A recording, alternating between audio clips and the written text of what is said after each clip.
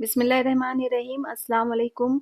आज के इस वीडियो में मैं ऐसे अल्फाज लिखने वाली हूँ जो अंग्रेज़ी के हैं लेकिन उनका इस्तेमाल उर्दू के साथ किया जा रहा है। तो आज मैं ऐसे ही लफ्ज़ों को लेकर आई हूँ और उनका उर्दू में क्या मानी है वो भी बताने वाली हूँ। लिखने के साथ पढ़ती भी जाऊँगी। पहला लफ्ज़ है इम्पोर्ट। इम्पोर्ट, इसके उर्दू मानी है दरआमद। दरआमद।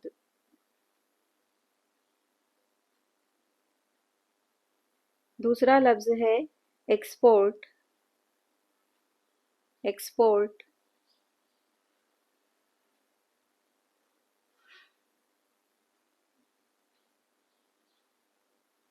इसके मानी है बरआमद। बरआमद। इसके बाद का लफ्ज़ है इंचार्ज। In charge,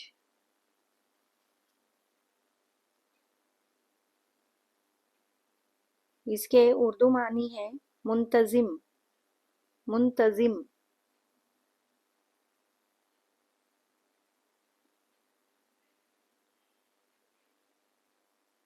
style. स्टाइल,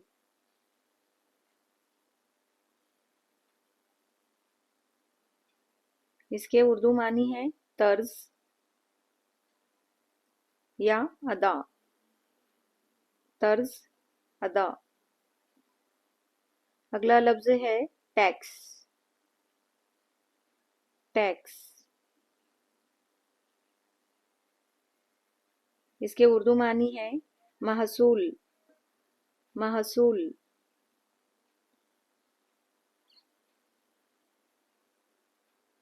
अगला लफ्ज़ है acid. Acid,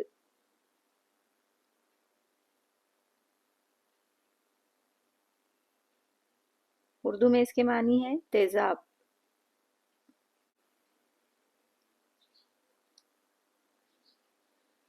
editor. Editor, editor को उर्दू में कहते हैं मुदीर। मुदीर। इसके बाद का लफ्ज़ है बॉल। बॉल यानी गेंद। गेंद। टोल नाका।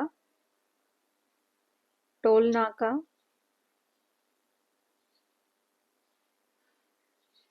उर्दू में कहते हैं चुंगी। चुंगी।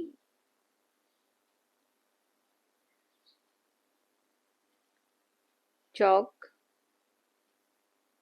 चौक, उर्दू में कहते हैं इसे खरिया।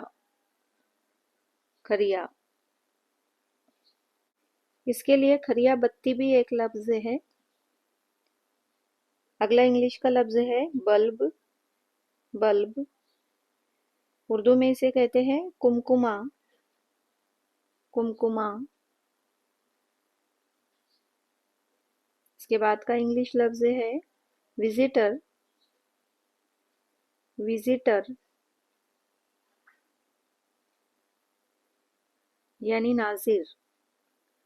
नाजिर। इसके बाद का लफ्ज़ है सर्वे। सर्वे, उर्दू में इसके मानी है जायज़ा। जायज़ा। आज के इस वीडियो का आखिरी लफ्ज़ है स्केल। स्केल,